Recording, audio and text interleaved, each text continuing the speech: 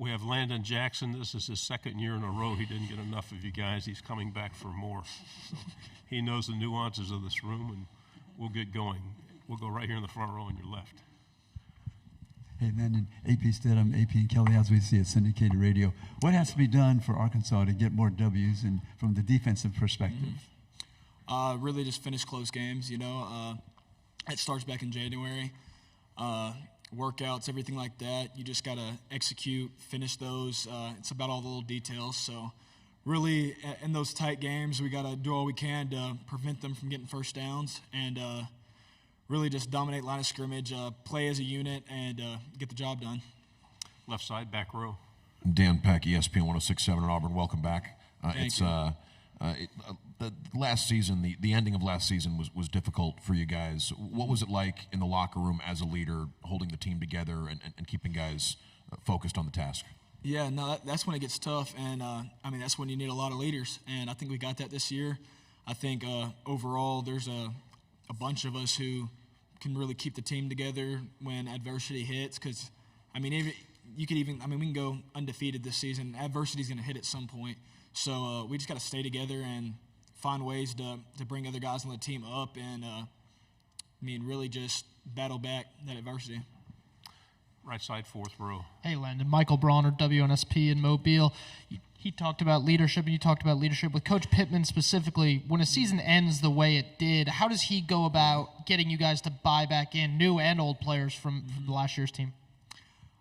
Really when – you got enough players on the team that realize it's not just on one person. It's not just on Coach Pittman. It's not just on an offense, a defense. It's the whole thing.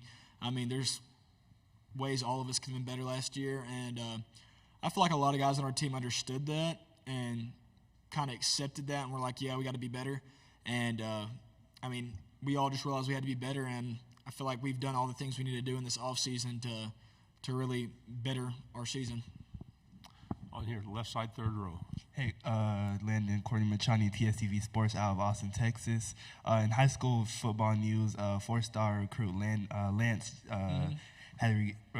went to the Texas Longhorns. How does it feel for the Texas Longhorns to join the SEC and that you have a brotherly rivalry with your brother? Yeah, no, it's big time. I think Texas is a really great school. They're a powerhouse football team every single season.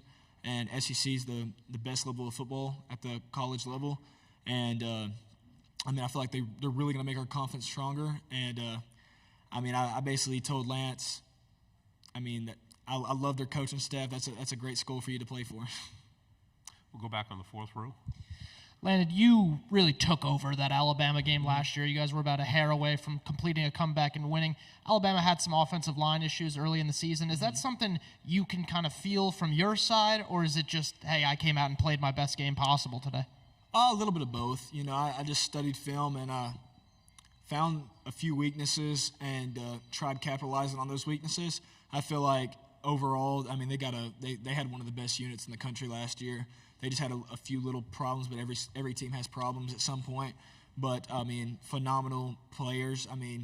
Tyler Booker's a great player, and overall their whole unit. They had J.C. Latham last year. Their whole unit's really dominant offensive line, and I feel like they're going to be just as good this year. So, I think I had a good game, but I gotta make that into multiple games throughout the year and put up more games like that to be who I think I should be. Left side on the aisle. Jacob Morris, Big Trail Nation. Kind of piggybacking off that question, Landon, all three of you guys here today are from Texas. Obviously, you have the brotherly connection. Just how excited are you for the Arkansas-Texas game to be back on the schedule and to be in Fayetteville this year? I'm very excited. Talking to some not former players, but players on the team who were here for that last Arkansas-Texas game, they were like, man, that environment was something else. So I'm excited for it. I'm ready for that game. I know a few players on Texas's team, so it'll be a good rivalry to continue happening. Left side in the back. Dan Peck, ESPN 106.7. What are some of the things Taylon Green has done to win over the locker room as a transfer quarterback? I'm not going to lie. He won the locker room the first week he was here. He came in and just his sense of urgency, he has all the traits to be, a leader for a big-time SEC program. And, I mean, that dude just he goes to work every day, first one in, last one out, and does all he can to perfect his craft. And he doesn't just worry about himself. He really wants to perfect his teammates as well. I mean, he's one of those players that makes players around him better. So, Left side on the aisle, third row. Yeah, Joseph Duffy, TSTV Sports in Austin. Being a Razorback, you have the opportunity to play in two different stadiums, two different home stadiums, that is. Can you speak about how unique that is, like as part of the Arkansas football program, and Yeah. do you have a preference for a stadium at all? Oh yeah, no, it's pretty cool. We go down to Little Rock for a game every year, and I think it's great for the state. A lot of families from South Arkansas that, I mean, just don't have the time or the money to drive up to Northwest Arkansas to watch us play are able to go to Little Rock Stadium and watch us, and I mean, really be there to support us. And but yeah, I mean, love our stadium up in Fayetteville. There's nothing like it, and I'm ready to get to it.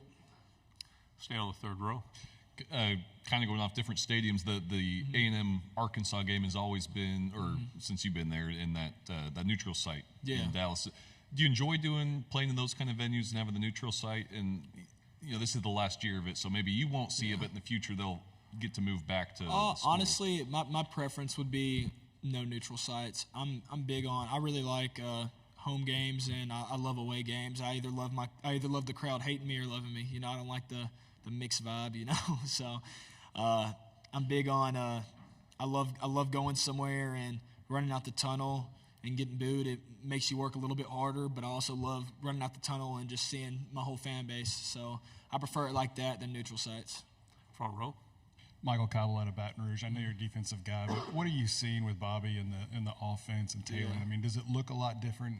And he's such a big quarterback. I mean, you're used to that with KJ, but does that change the game? No, that he fits into Coach Petrino's offense great, and Coach Petrino as a coach just pushes those guys, and I mean they're working. So I'm really glad we got him. I feel like Taylor fits great in the offense.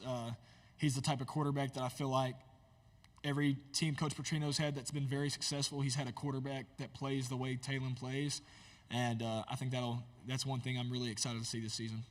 Final question in the back. Hey, Cam Durr, WFF 48 in Huntsville. You guys are heading to Auburn this season, played at Alabama last year. As far as environment goes, which stadium or fan base is harder to play in front of? It's a tough question. I mean, I like playing at both. I don't know which one to say is really tougher because I've performed better at Alabama's, but at the same time, I feel like Alabama's fan base is a little bit more wild. But, I mean, I enjoy both stadiums. I really like playing at both stadiums. They're much better than a few that I've played at. So, really excited for that game. Great job. Thank you very much. We'll take you next year if you want.